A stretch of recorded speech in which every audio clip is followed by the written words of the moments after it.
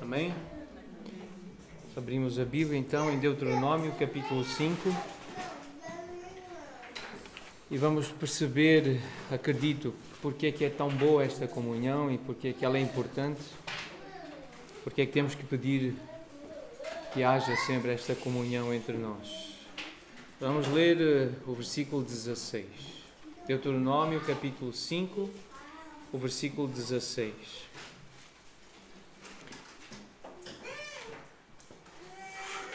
Honra a teu pai e a tua mãe,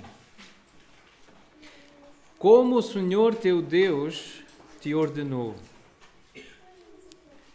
para que se te prolonguem os teus dias, e para que te vá bem na terra que o Senhor teu Deus te dá. Honra o Senhor teu Deus, honrando o teu pai e a tua mãe. Honra o Senhor teu Deus, honrando os teus pais. O primeiro mandamento, nós já vimos, fala sobre o Senhor. O segundo fala sobre o Senhor. O terceiro fala sobre o Senhor. E o quarto, nós acreditamos que fala sobre o Senhor. O quinto também fala sobre o Senhor, só que de uma outra forma. E fazendo uma revisão daquilo que nós aprendemos com o primeiro mandamento, com os mandamentos anteriores, nós vimos que no primeiro mandamento, Deus exige exclusividade. Ele é o único e Ele exige exclusividade no nosso coração, com pensamentos, palavras e práticas. No segundo mandamento, a aplicação que nós fizemos acerca daquela questão das imagens de escultura, nós pensamos acerca do poder da sedução das imagens, aquilo que os nossos olhos veem, aquilo que contemplamos e como isso tem poder para nos seduzir e atrair. E falamos acerca da mediação espiritual, que nós atribuímos um certo poder àquilo que vemos. Mediação espiritual significa essa relação com o divino, com o mundo espiritual, as imagens religiosas, santos, as estátuas, aquilo que é formado pelas mãos dos ourives e dos artífices, dos artistas, mas também líderes espirituais. A imagem de um líder, a imagem que é criada de determinadas pessoas. Há crentes que acreditam que os líderes são como que mediadores, são eles que lhes permite ter comunhão com o Senhor, com Deus. É através dos líderes, pastores, ou sacerdotes, padres, ou outro tipo de guia espiritual. O apego a determinados objetos, a determinados utensílios, para a questão da boa sorte e da proteção. Pessoas ficam apegadas a coisas, a objetos. E de novo essa ideia da mediação espiritual, que aquilo traz algum tipo de proteção, de bênção. As fotos que guardamos em casa, lembranças de antepassados, tios, pais, avós, e esse apego a alguns parentes, a algumas pessoas que marcaram a infância, o crescimento, e acham que essa lembrança, essa foto, tocar, beijar aquele objeto, aquela foto, é uma forma de chegar mais perto da divindade de Deus. Essa pessoa tornou-se, portanto, um intercessor, um mediador. Cuidado com isso, diz o segundo mandamento. Foi assim que nós aplicamos. Também pensando no que as imagens fazem, a satisfação ou a ostentação, e em relação à satisfação, a questão da pornografia, o erotismo, a sensualidade ou a elegância. Isto tudo através de fotos, vídeos, séries na televisão, Netflix e outros similares, revistas, convívios, às vezes casamentos, a forma de vestir para uma determinada festa, o ginásio, mesmo na rua, a publicidade, imagens e a satisfação que aquilo dá a olhar ou mostrar-se. A comida, a bebida, o comer com os olhos, crescer água na boca, aquilo que só porque está bonito, eu como, se não tem bom aspecto, eu já não como. Casas, carros, roupas, calçados, joias, relógios, diplomas, dispositivos eletrónicos, animais, etc. Tudo isso podem ser objetos de satisfação ou de ostentação. São coisas, são imagens que projetam algo ou que nos transmitem determinada mensagem, que nos leva a sentir prazer ou segurança. E isto traz juízo. O Senhor diz: eu visito a iniquidade dos pais nos filhos até à 3ª e 4ª geração daqueles que me aborrecem, daqueles que deixam de considerar aquilo que eu digo. Este segundo mandamento é importante, voltaremos a falar dele no contexto do 5º mandamento, por causa desta questão dos filhos, 3ª e 4ª geração, netos, bisnetos. Portanto, no segundo mandamento, os pais foram consciencializados da pesada responsabilidade do que é criar filhos. O perigo das imagens poderia conduzir a um falso relacionamento com o Senhor, que por sua vez poderia afetar até a vida dos seus bisnetos. O terceiro mandamento, que é não tomarás o nome do Senhor teu Deus em vão, nós aplicamos desta forma. Embora muitas pessoas acreditem que tomar o nome do Senhor em vão se refira ao uso do nome do Senhor como um palavrão, o que é o mais comum, as pessoas acharem que tomar em vão é usar o nome de Jesus, o nome de Deus, como se fosse um palavrão, uma interjeição, para substituir essas interjeições e essas palavras que nós soltamos quando estamos irritados, quando estamos assustados. Mas há muito mais envolvido com o uso inútil do nome de Deus.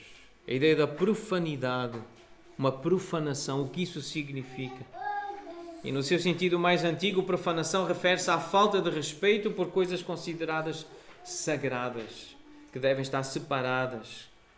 Qualquer coisa inspiradora ou merecedora de reverência.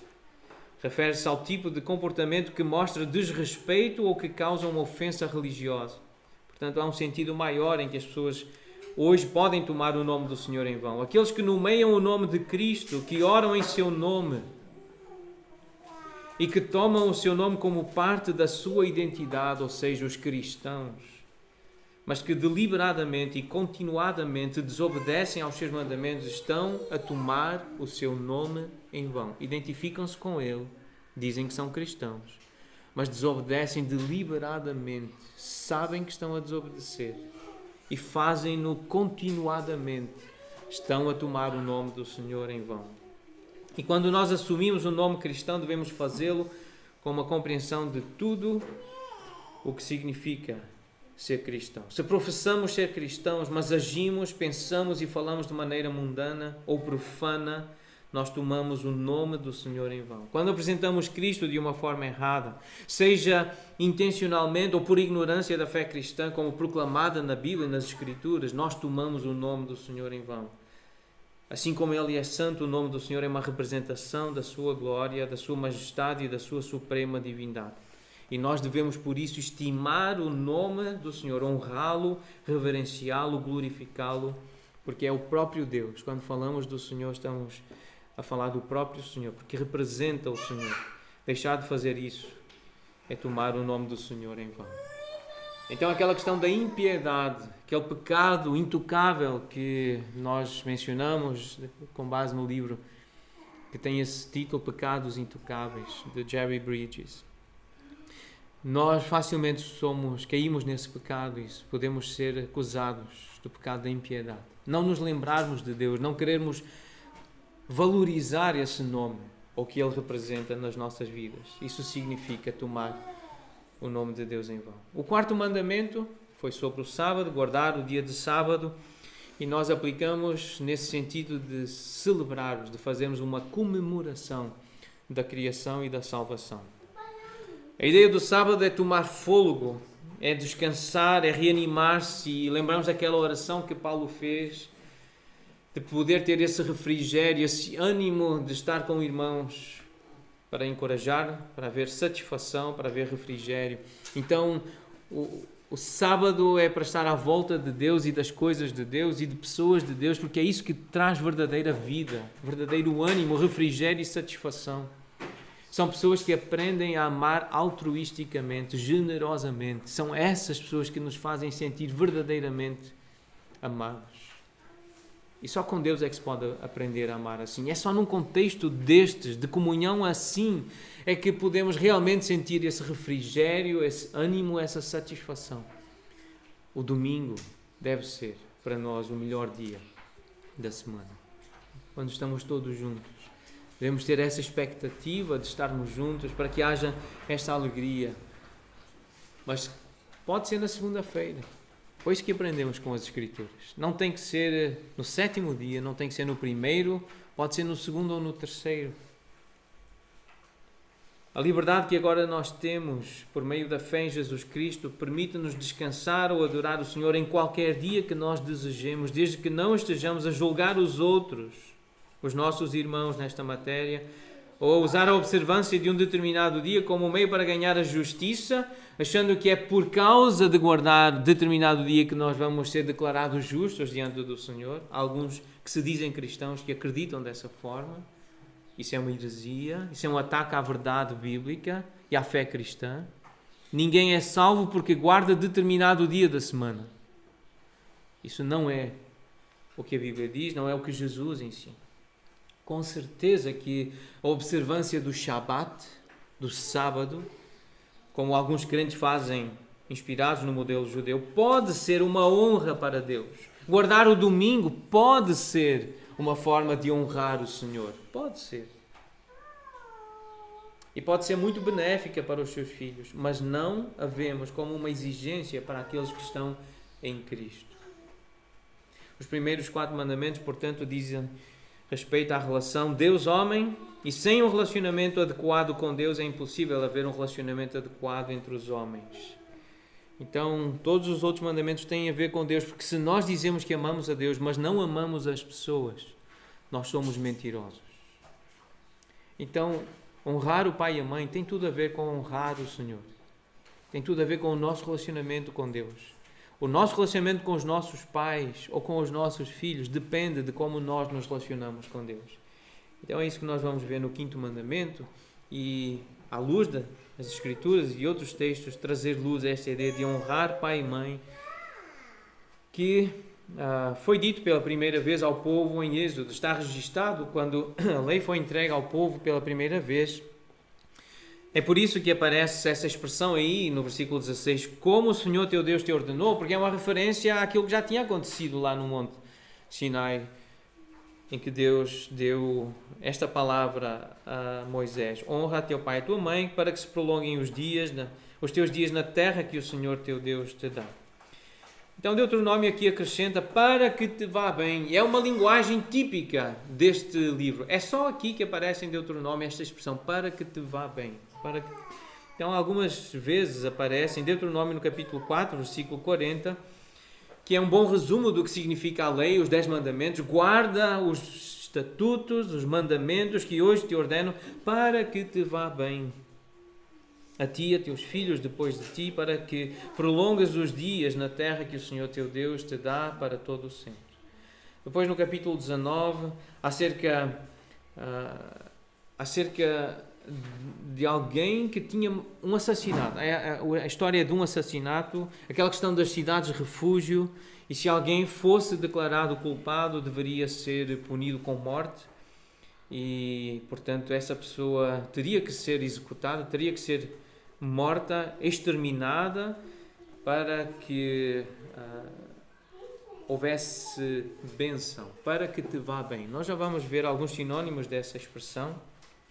E no capítulo 22, acerca do cuidado com a vida, esse versículo 7, em Deuteronômio 22, versículo 7, se quiserem abrir, não está aí nas notas, mas é acerca de animais, de passarinhos.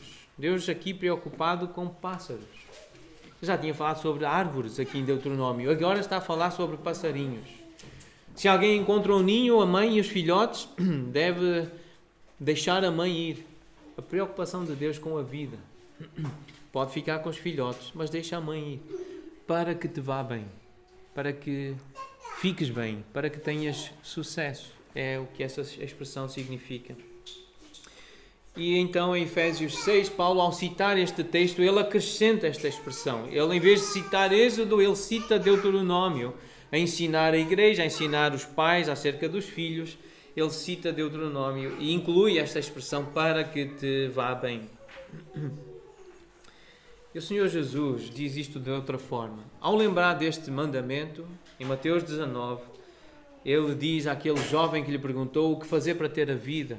No fundo, para ir bem, para ficar bem. Ter a vida eterna. O que é que eu preciso fazer? Entre as coisas que precisas fazer para entrares na vida, para ficares bem, honra o teu pai e a tua mãe. Foi a resposta de Jesus. Queres ficar bem? Queres andar bem?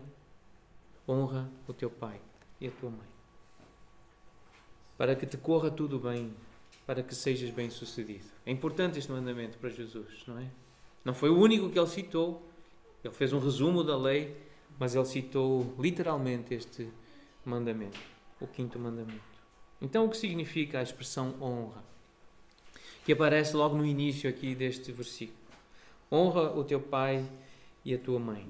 A palavra honra, ela traz literalmente esse sentido de presença, de peso, de importância, de dignidade, de alguém que é glorioso e que deve ser honrado.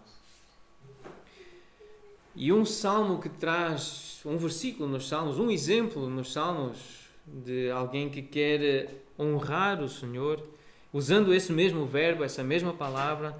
O Salmo 86, versículo 12, nós lemos assim: Dar-te-ei graças, Senhor Deus meu, de todo o coração e glorificarei para sempre o teu nome. É exatamente o mesmo verbo, a mesma palavra que surge aqui neste Salmo, mas traduzida em português de uma outra forma. Glorificarei, darei glória. Tu és significativo, tu ocupas espaço, tu és pesado nesse sentido de valor e de ocupação de algo. No fundo, a glória do Senhor, quando é aquele exemplo da glória do Senhor que entrava no templo e era tão pesada, ocupava tanto espaço que ninguém podia ficar lá. Os sacerdotes sentiam-se expulsos, eles não suportavam o peso da glória do Senhor. Isto é redundante, dizer peso da glória é redundante, porque é o peso do Senhor, porque é isso que significa a expressão glorificar ou glória. Mas há um texto muito importante acerca desta questão da honra. Em Malaquias, capítulo 1, o Senhor a censurar o povo, a adoração do povo de Israel, e ele dá o exemplo da relação do filho com o pai. O filho honra o pai, e usa essa expressão. E o servo honra o seu senhor. E depois ele pergunta assim: se eu sou pai, onde está a minha honra? E se eu sou Senhor, onde está o respeito para comigo? Diz o Senhor dos Exércitos a vós outros, aos sacerdotes, que desprezais o meu nome. Vós dizeis: em que é que desprezamos o teu nome? Perguntam, e a continuação do texto mostra a resposta do Senhor. Porquê que eles desprezavam o nome? Era por causa das ofertas, o tipo de culto que lhe ofereciam.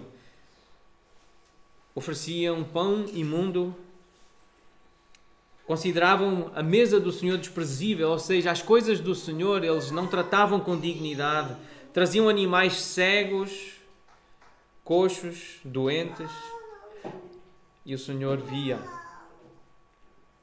Então o tipo de ofertas que apresentavam ao Senhor fazia com que o Senhor se sentisse desonrado. Então, o que ele espera é que haja honra. Honra com os bens, com as primícias da renda. As primícias é a primeira parte, é a fina flor, é o melhor. Os primeiros frutos. É assim que o Senhor quer ser honrado. E há uma menção, Jesus menciona esta ideia em Mateus 15. Mais à frente nós voltaremos a Mateus 15, quando o Senhor Jesus volta a falar sobre este mandamento, honrar pai e mãe. E lá ele exorta aquelas pessoas, aqueles religiosos que diziam que não podiam adorar o Senhor, que não podiam honrar os pais porque estavam a adorar o Senhor com ofertas. Se alguém disser a seu pai ou a sua mãe: oferta ao Senhor aquilo que poderias aproveitar de mim, esse jamais honrará seu pai e a sua mãe. Aquela questão da oferta, a forma de se dar aos pais, de dar recursos, auxílio, cuidado aos pais. Mais um texto importante em Levítico 19, resumindo este mandamento, num outro contexto, num outro livro. Versículo 3 diz: cada um respeitará a sua mãe e o seu pai, e guardará os meus sábados. Eu sou o Senhor vosso Deus. Então, resumindo essa lei, o Senhor diz: eu sou o Senhor, portanto vocês honrem os vossos pais, respeitem os vossos pais. Assim como eu quero que respeitem essa ideia do descanso, o que significa o sábado, que é explicado em Hebreus, muito mais à frente para nós cristãos. Mas em Efésios 6 nós vemos claramente o que significa honrar os pais. À luz destes textos que nós vimos, e podemos resumir então que honrar os pais é ter respeito por eles. E uma das formas de mostrar respeito é dar ofertas dignas. Não dar qualquer coisa, mas dar algo bom. Honrar os pais é valorizar o seu nome. E o que o nome significa da pessoa é lembrar a sua identidade, a sua história. Lembrar que é um ser humano. E ao lembrar da história, lembrar que potenciais erros ou possíveis erros que essa pessoa tenha cometido, o pai ou a mãe, na nossa vida, é humano. Lembrar disso. Lembrar que essa pessoa tem um nome, tem uma identidade, é um ser humano. E valorizar principalmente porque é humano e tem a imagem de Deus. E, independentemente da história, eu sei que há histórias difíceis aqui. Relacionamento com pais. Eu sei disso. Eu sei que há histórias difíceis com antepassados, com avós ou bisavós. Mas lembrar que há uma história. Por que é que essa pessoa chegou a esse ponto? Isso deve nos levar a sentir compaixão e aprender a perdoar, mas não esquecer que é um ser humano e valorizar essa pessoa por isso.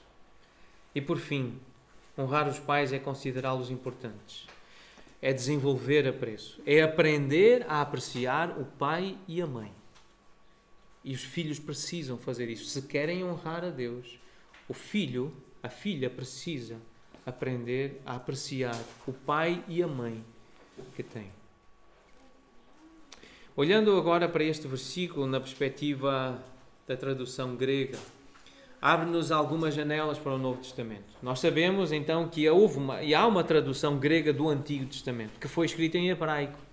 Mas olhando para as palavras gregas que foram usadas, especialmente esta palavra que traduz esta ideia de dar honra, ela traduz também a ideia de estimar, valorizar, ter em consideração, até reverenciar e venerar. Em Atos 28, versículo 10, o uso desse verbo, o uso dessa expressão que Paulo usa para descrever aquilo que aconteceu por ele ter servido uma comunidade. Ele fez um milagre, Deus é que fez o milagre, mas foi através de Paulo. Diz então que nos distinguiram, diz Paulo a ele e Lucas e os que estavam com ele, nos distinguiram com muitas honrarias e tendo nós de prosseguir a viagem, nos puseram a bordo tudo o que era necessário. Então, dar honra é também dar tudo o que é necessário, é providenciar, é cuidar, não te falte nada. Eu quero te honrar, eu quero mostrar esse respeito, eu não quero que falte nada. É isso que nós aprendemos também em 1 Timóteo 5, acerca de honrar as viúvas, as verdadeiramente viúvas. Se alguma viúva não tem, se ela não tem filhos, se não tem netos, então a igreja cuida. Mas se ela tem filhos e netos, que aprendam estes primeiro a exercer piedade para com a própria casa e a recompensar os seus progenitores. Esta ideia de ser progenitor, porque lhe deu a vida. Pois isto é aceitável diante de Deus. Isto tem a ver com Deus. Honrar pai e mãe tem a ver com Deus. Tem a ver com adoração ao Senhor. O versículo 8 diz: se alguém não tem cuidado dos seus, e especialmente dos da própria casa, tem negado a fé e é pior do que o descrente. Se alguém não se preocupa, não se ocupa com o seu pai ou com a sua mãe, é pior que o descrente. Não tem fé.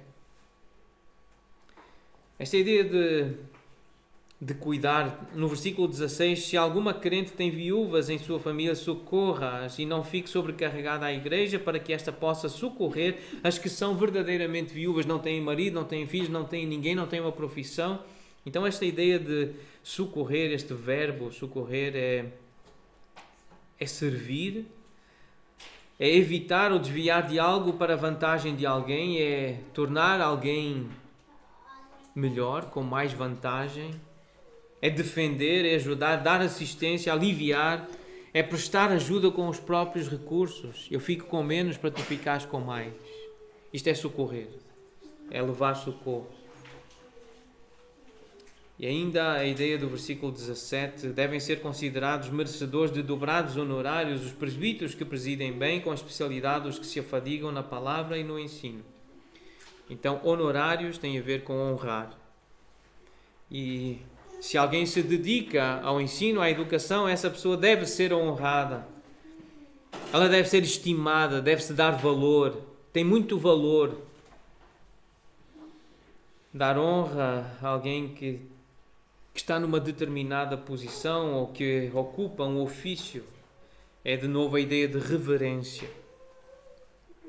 E aplicando isto aos pais, honrar os pais é reconhecer o seu papel de progenitor, de educador. Os pais ensinam alguma coisa, os pais pagam despesas dos filhos.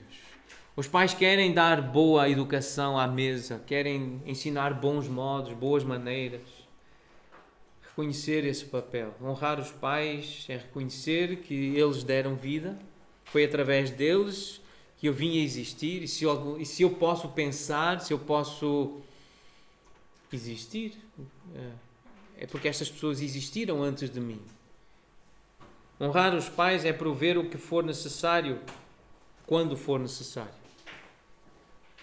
Porque os pais providenciam para os filhos quando é necessário, na sua infância, enquanto eles não podem trabalhar, e um dia haverá, na maior parte dos casos é assim, isso é o normal, há exceções, mas o normal é que um dia os pais deixam de poder trabalhar e aí os filhos fazem a provisão quando é necessário. E honrar os pais é exercer piedade, é recompensar. Essa é a linguagem que aparece lá em Timóteo. Recompensar os progenitores. É exercer piedade, é agradar a Deus. Tu deste-me, agora eu dou-te a ti também. Isto é recompensar, isto é honrar os pais. Na linguagem bíblica é assim que aparece. Vamos então olhar para o texto do Novo Testamento. Essa citação de Paulo acerca deste mandamento está lá em Efésios 6. Podemos ler os 3 primeiros versículos de Efésios 6. Filhos, obedecei a vossos pais no Senhor. E aqui eu sei que posso ser acompanhado por alguns dos nossos pequeninos que estão a aprender estes versículos. Eu sei, a semana passada, ouvi alguns deles dizerem Efésios 6. Eu sei que tu sabes, por isso é que eu estou a dizer isto. Filhos, obedecei a vossos pais no Senhor, pois isto é justo. Honra a teu pai e a tua mãe, que é o primeiro mandamento com promessa, para que te vá bem e sejas de longa vida sobre a terra. O texto paralelo nas cartas às igrejas é Colossenses capítulo 3, versículo 20, que diz: Filhos, em tudo obedecei a vossos pais, pois fazê-lo é grato diante do Senhor. De novo, isto tem a ver com Deus. É a nossa relação. Deus agrada-se de ver um filho a tratar bem o seu pai, a sua mãe, a honrar, a respeitar o seu pai e a sua mãe. Portanto, honrar pai e mãe tem a ver com obediência. E a sabedoria ensina assim, desta forma, Provérbios 1:8. Filho meu, ouve o ensino do teu pai e não deixes a instrução da tua mãe. É a mesma coisa. Ouvir o ensino e não deixar a instrução é sinónimo, é a mesma coisa. É obedecer.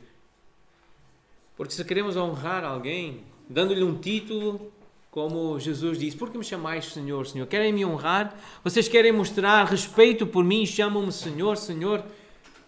Mas por que não fazeis o que eu vos mando? Querem mostrar que têm apreço por mim? Então façam o que eu vos mando. Este é o princípio da obediência e da sabedoria. Ainda Jesus diz: vós sois meus amigos se fizerdes ou se fazeis o que eu vos mando. Isto é honrar. Isto é deixar alguém verdadeiramente alegre, feliz, honrado. E a advertência que Jesus dá em Mateus 7, versículo 21, nem todo o que me diz Senhor, Senhor, entrará no reino dos céus, mas aquele que faz a vontade do meu Pai que está nos céus. É com esse que as coisas vão bem. São esses que têm verdadeira vida, são aqueles que fazem a vontade do Pai. Os que são obedientes. Portanto, honrar os pais é obedecer às suas instruções. Um parênteses aqui. Há instruções que os pais dão que não estão de acordo com a vontade de Deus. E aí compete aos filhos, à medida que vão crescendo, saber discernir se devem ou não seguir determinadas instruções. Normalmente, uma família normal, uma pessoa normal, dá boas instruções aos seus filhos. Não precisa conhecer a lei do Senhor, não precisa conhecer o Senhor para desejar o bem para o seu filho. É algo intrínseco, é algo natural, é algo humano, divino, que Deus comunicou, e mesmo que a pessoa não tenha fé nele, tem a imagem dele e vai desejar o melhor para os seus filhos e vai dar boas instruções aos seus filhos. Todavia, precisamos lembrar do princípio que está em Atos 5:29. Mais importa obedecer a Deus do que aos homens. Se os homens, o pai ou a mãe, disserem alguma coisa contrária à lei de Deus, nós ficamos com a lei de Deus e desobedecemos ao pai e à mãe para ficar com a lei de Deus. Isto são poucos casos, são raros os que acontecem, mas se acontecer, nós ficamos com a palavra de Deus. Isto aplica-se obviamente ao governo também, às autoridades civis e eclesiásticas. Se o pastor diz, mas o que o pastor está a dizer não é o que a Bíblia diz, não é o que Deus diz, eu fico com o que a Bíblia diz. E não é o que o primeiro-ministro diz ou o pastor diz, é o que Deus diz. Porque me chamais Senhor, Senhor, e não fazeis o que vos mando. Honrar o pai e a mãe é fazer o que eles mandam. É assim que nós honramos o pai e a mãe. Agora algumas advertências, alguns avisos sérios em Deuteronômio. Versículo 27, versículo 16. Maldito aquele que desprezar o seu pai ou a sua mãe. E todo o povo dirá amém. É uma cerimónia solene. O povo dividido de um lado, uma parte do povo para dizer as bênçãos, de outro lado, uma parte do povo para dizer as maldições. E uma das maldições que foram proferidas, porque Deus mandou proferir, foi esta: maldito aquele que desprezar o seu pai ou a sua mãe. A sabedoria ensina a este respeito: quem amaldiçoa o seu pai ou a sua mãe, apagar-se-lhe-á a lâmpada nas mais densas trevas. Vai andar no escuro. Quem amaldiçoa o seu pai ou a sua mãe, quem despreza o seu pai ou a sua mãe, vai andar nas trevas, vai andar perdido. E ainda a linguagem mais grave, voltando a Provérbios 30. Os olhos de quem zomba do pai ou de quem despreza a obediência à sua mãe, corvos no ribeiro os arrancarão e pelos pintões da águia serão comidos. Quando Deus quis amaldiçoar algumas pessoas, no Velho Testamento, Ele entregava animais para serem comidos por animais. Ele fez isso com Jezabel, com alguns reis. E Ele diz que fará com filhos, ou fez na história com filhos, mas é uma das maldições. Animais selvagens vão comer os teus olhos. Se zombares, se desprezares o teu pai e a tua mãe. É linguagem forte para chocar, porque Deus valoriza o relacionamento do filho com o pai. E voltando então àquela ideia que nós já tínhamos visto em Mateus 15, nas palavras do Senhor Jesus. Foi Deus que ordenou: honra a teu pai e a tua mãe, e quem maldisser a seu pai ou a sua mãe seja punido de morte. Pena de morte para quem falar mal do pai ou da mãe, para quem amaldiçoar o pai ou a mãe. Mas vós dizeis, se alguém disser a seu pai ou a sua mãe, é oferta ao Senhor aquilo que poderias aproveitar de mim, este jamais honrará o seu pai ou a sua mãe, e assim invalidaste a palavra de Deus por causa da vossa tradição. Esta questão é importante, da tradição. Aquilo que nós vamos aprendendo, porque outros vão fazendo, porque a cultura está distante de Deus e porque agora é normal ofender o pai e a mãe, insultar, agredir. Agora os filhos estão com novas tradições. Os jovens estão com novas tradições. É uma tradição agora insultar e agredir os pais. E por causa dessa tradição, estão a invalidar a palavra de Deus, estão a atrair sobre si maldição. O justo juiz que não dorme, ele vê, ele conhece, ele sabe. Este tipo de tradição é para resistir. Nós não podemos imitar, nem deixar que os nossos filhos imitem os colegas da escola, vizinhos, outros parentes, primos. Nós não podemos invalidar a palavra de Deus. É muito séria acerca desta questão do relacionamento dos filhos com os pais. A honra que o filho e a filha devem dar ao seu pai, à sua mãe, aos seus progenitores. Porque esta é uma imagem que Deus usa para si. A imagem do pai. A imagem da paternidade. Voltando lá a Malaquias, versículo 6 do capítulo 1. O filho honra o pai e o servo ao seu senhor. E Deus diz, o Senhor diz assim, se eu sou pai, onde está a minha honra? Deus a colocar-se nesse papel. Eu sou pai, eu sou o vosso pai. E Jesus ensina, quando orardes, quando quiserdes falar com Deus, usem esta expressão, Pai Nosso. Falar com Deus é falar com o Pai. Aquele que dá a vida. Provérbios 23, 22 diz, ouve o teu pai que te gerou e não desprezes a tua mãe quando vier a envelhecer. Foram eles que te deram vida, foram eles que te geraram. Então, presta atenção a essa questão do dom da vida. Tu estás vivo às custas de quem? Obviamente dos teus pais e, por último e finalmente, e acima de tudo, por causa de Deus. Essa imagem então da geração, de dar vida, da gestação, é o que Paulo usa lá em 1 Timóteo 5, que nós já lemos. Recompensar os pais, os progenitores, aqueles que te geraram. Honra-os porque eles geraram-te. Se tu estás vivo, é porque recebeste vida de um homem e de uma mulher aqui na terra. São seres humanos e tu tens que de alguma forma recompensá-los. Porque eles te deram vida. Se não for por mais nada, tu estás vivo às custas deles. Isaías 42, versículo 5, assim diz o Senhor, Deus, o Senhor, aquele que dá fôlego de vida ao povo que nela está e o espírito aos que andam na terra. Se alguém está vivo, é por causa dos pais, mas não esqueçamos, acima dos pais está o Senhor. É Ele que dá o fôlego da vida, foi Ele que soprou esse fôlego nas narinas do primeiro homem. E nós só respiramos, e nós só vivemos e só existimos porque Deus está dentro de nós. O Espírito de Deus está dentro de nós. Não no sentido para a salvação, que é uma outra linguagem. Deus dentro de nós, o Espírito dentro de nós como selo, é diferente do Espírito dentro de nós como fôlego de vida. Aquilo que está em Atos 17. Todos têm vida porque Deus move-se em todos. Só existe vida porque Deus existe. Ele é a origem da vida, é Ele que sustenta a vida, é Ele que dá a vida. Então todos podem dizer que são filhos de Deus nesse sentido natural.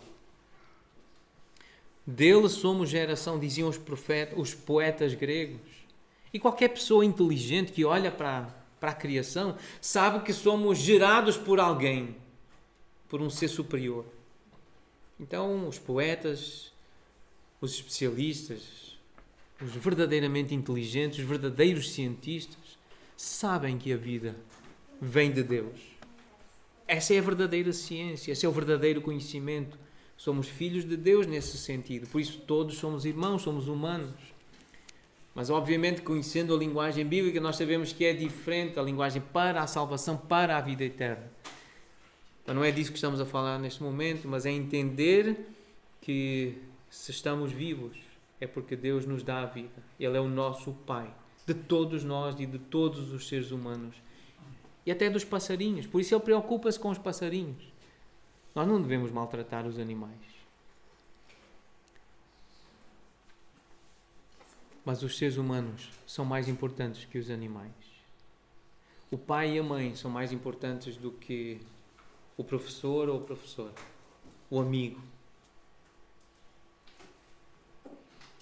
Um outro texto importante acerca dessa identificação de Deus como Pai está em Hebreus capítulo 12. Talvez um dos principais textos, ou o principal texto no Novo Testamento, para percebermos essa identificação que o próprio Deus faz através desta carta aos Hebreus, aos crentes judeus.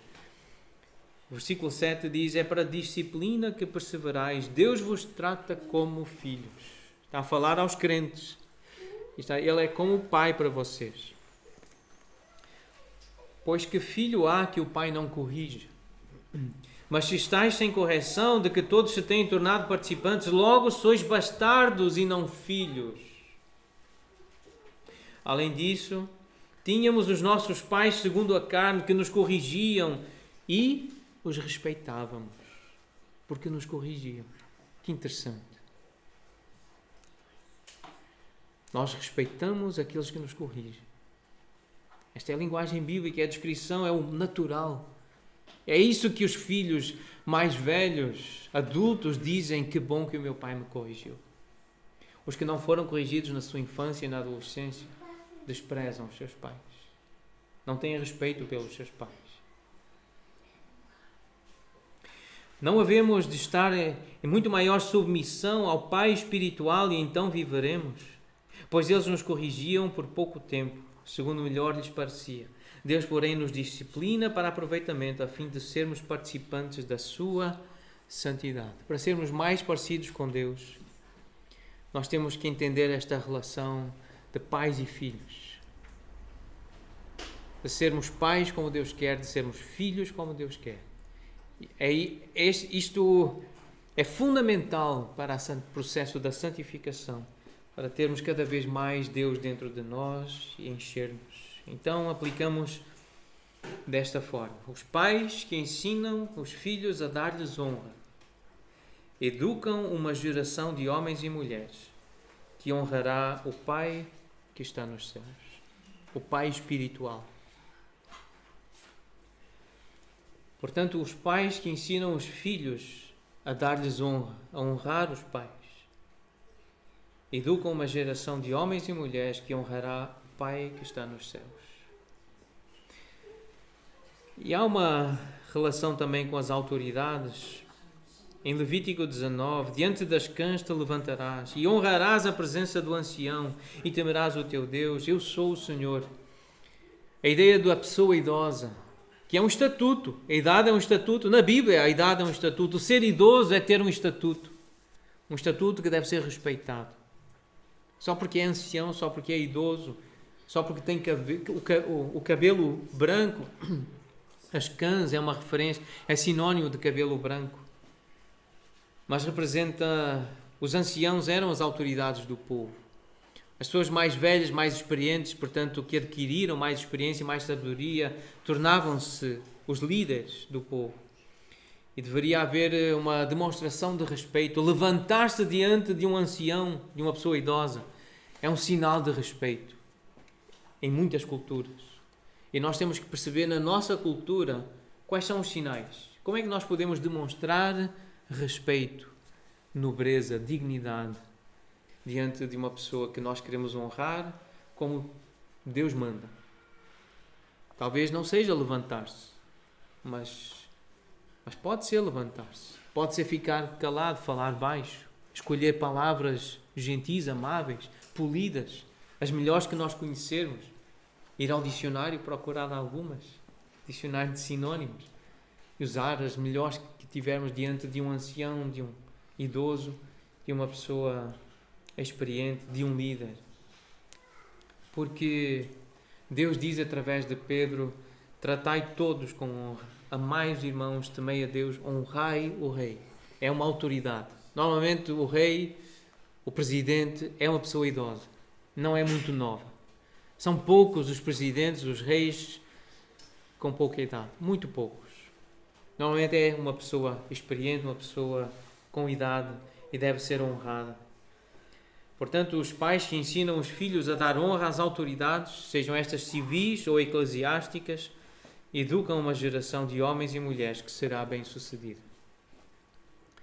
Há muita sabedoria em respeitar uma pessoa digna, uma pessoa com autoridade. Um filho que é treinado a obedecer a uma autoridade, seja ela civil ou eclesiástica, é uma pessoa que tem tudo para se dar bem na vida. É uma pessoa que tem tudo para ser bem-sucedido num emprego, porque respeita o seu patrão, o seu chefe, acata instruções, está atento, trata com respeito. E nos nossos relacionamentos, nós vemos, isso é muito fácil de provar. Quais são as pessoas que nós admiramos, quais são as pessoas que normalmente são promovidas no emprego, não são as que demonstram respeito. Nós, com a nossa inveja e com o nosso ciúme, dizemos que estão a dar graxa. Mas o que elas estão verdadeiramente a fazer é venerar, estão a respeitar, estão a honrar quem devem respeitar. Então, usar boas palavras e ser submisso a um chefe, a um patrão, é tudo o que se espera de um crente. Isso não é dar graxa, isso é honrar o Senhor. É honrar a Deus. Tratar com respeito um superior é honrar a Deus.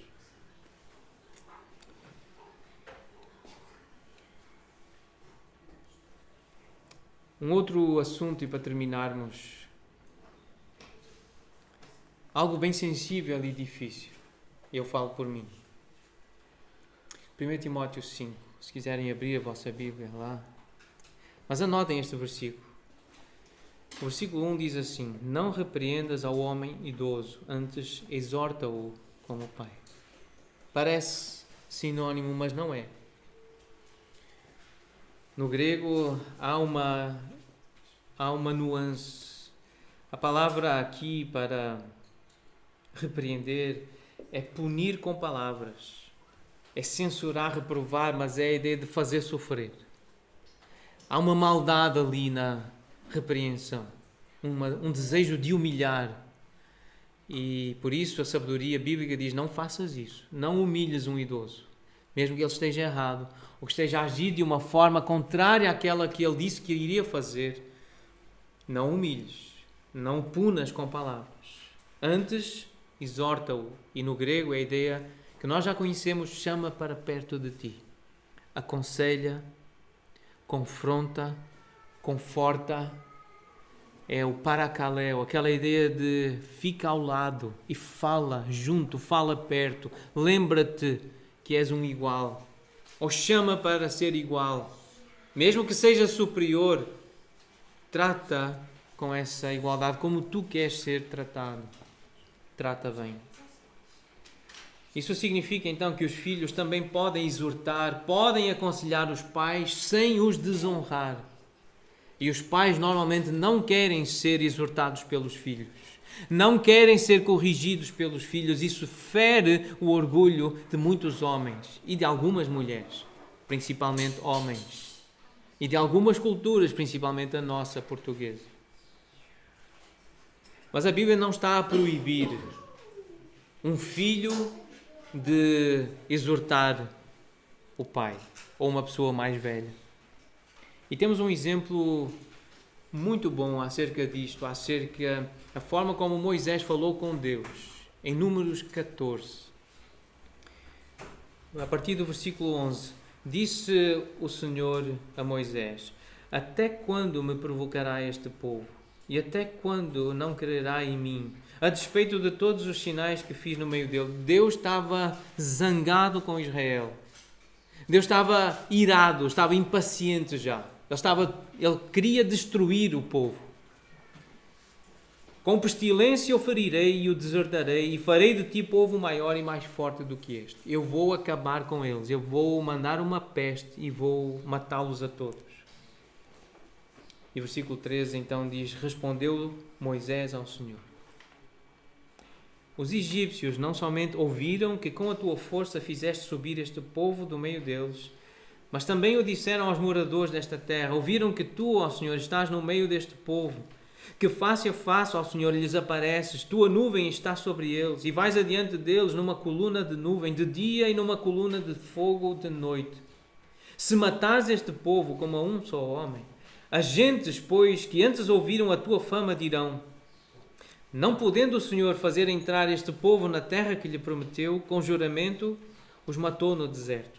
Agora, pois, rogo-te, vejam o tom da conversa, agora, pois, rogo-te que a força do meu Senhor se engrandeça, como tens falado, dizendo: o Senhor é longânimo, é paciente e grande em misericórdia, que perdoa a iniquidade e a transgressão, ainda que não inocente ou culpado, e visita a iniquidade dos pais nos filhos até à 3ª e 4ª gerações. Cita aqui Deuteronômio 5, que nós estamos a estudar, versículos 9 e 10. Esta linguagem é da lei, é relacionada com o 2º mandamento. Então, versículo 19 diz: perdoa, pois, a iniquidade deste povo, segundo a grandeza da tua misericórdia, como também tens perdoado a este povo desde a terra do Egito até aqui. E vejam a beleza do versículo 20. Tornou-lhe o Senhor, segundo a tua palavra, eu lhe perdoei. O filho Moisés exortou o Pai Senhor Deus Todo-Poderoso. E o Senhor Deus Todo-Poderoso não se sentiu ofendido, nem melindrado, mas acolheu a palavra do filho Moisés, do servo Moisés. Considerou e mudou de ideia. E perdoou. Ele castigou, ele puniu, mas ele também perdoou. E temos que entender que o perdão bíblico é esse, não livra de todas as consequências. Mas Deus não fez o que disse que iria fazer. Porque o Filho exortou. Mas e o teu caráter? E as tuas promessas? E a tua fama? E a tua imagem? Como é que as pessoas vão ficar ao conhecer esta história, ao ler esta história, ao observarem o que está a acontecer? Então o Filho, com muito respeito e com submissão, conseguiu levar o Pai a entender que havia um outro caminho. E Deus não escondeu esta história. Ela está na Bíblia. É um filho a exortar o pai. Só que aqui o pai é o próprio Senhor, que muda de ideia. Portanto, o Senhor não ficou ofendido com Moisés. Os pais não devem, também não precisam ficar ofendidos quando os filhos os tentarem exortar. Então, pais presentes, ouçam isso. Vamos rever, para terminar, aquilo que nós aprendemos hoje. Honrar os pais é ter respeito por eles. Isto é, dar ofertas dignas, valorizar o seu nome, relembrar a identidade que eles têm, são seres humanos, considerá-los importantes, aprender a desenvolver apreço pelos pais. Honrar os pais é reconhecer o seu papel de progenitores, de educadores, prover o que for necessário para eles, quando for necessário, é exercer piedade, é recompensar os pais, porque isto é agradável ao Senhor. Honrar os pais é seguir, é obedecer as suas instruções. E nós aprendemos que os pais que ensinam os filhos a dar-lhes honra educam uma geração de homens e mulheres que honrará o Pai que está nos céus. Essa geração que aprendeu a honrar os seus pais vai também honrar o Pai Celeste, o Pai espiritual. Os pais que ensinam os filhos a dar honra às autoridades civis e eclesiásticas educam uma geração de homens e mulheres que será bem-sucedida. E lembremos então que o Senhor não ficou, principalmente homens, portugueses, brasileiros, homens. O Senhor não ficou ofendido com Moisés. Os pais também não precisam ficar ofendidos quando os filhos os tentarem exortar. Num dos comentários acerca desta passagem, eu li esta frase e eu queria terminar com esta ideia. No 2º mandamento, os pais foram consciencializados ou conscientizados da pesada responsabilidade de criar filhos.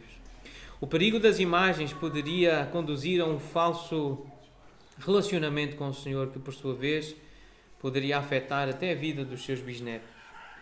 Aqui é declarada a recíproca dessa responsabilidade. Também os filhos têm a responsabilidade. Isto é, se os filhos não honrassem os pais, sendo rebeldes e egocêntricos, não seriam capazes de aprender sobre o relacionamento com Deus que havia sido tão marcante na vida dos pais. Como consequência da desonra aos pais, não prosperariam na terra prometida, pois não conheceriam intimamente o Senhor.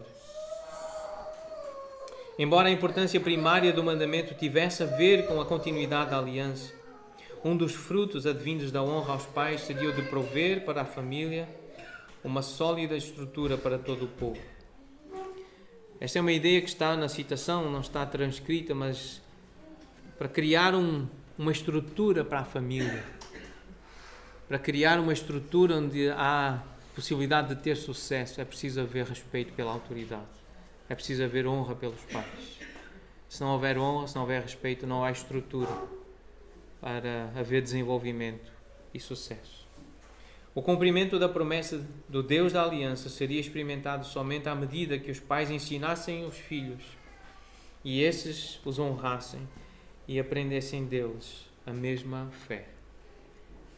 Partilhar a fé.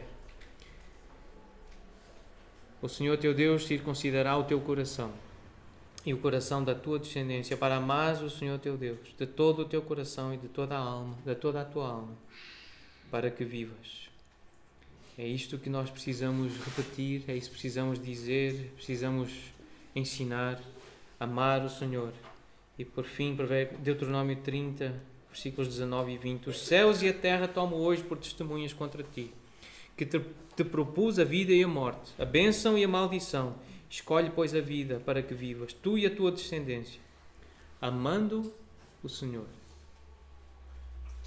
Amando Deus, dando ouvidos à sua voz e apegando-te a Ele, pois disto depende a tua vida e a tua longevidade, para que habites na terra que o Senhor, sob juramento, prometeu dar a teus pais, Abraão, Isaque e Jacó. A palavra foi dada a Israel. Nós sabemos que isto tem tudo a ver com a igreja, tem tudo a ver conosco.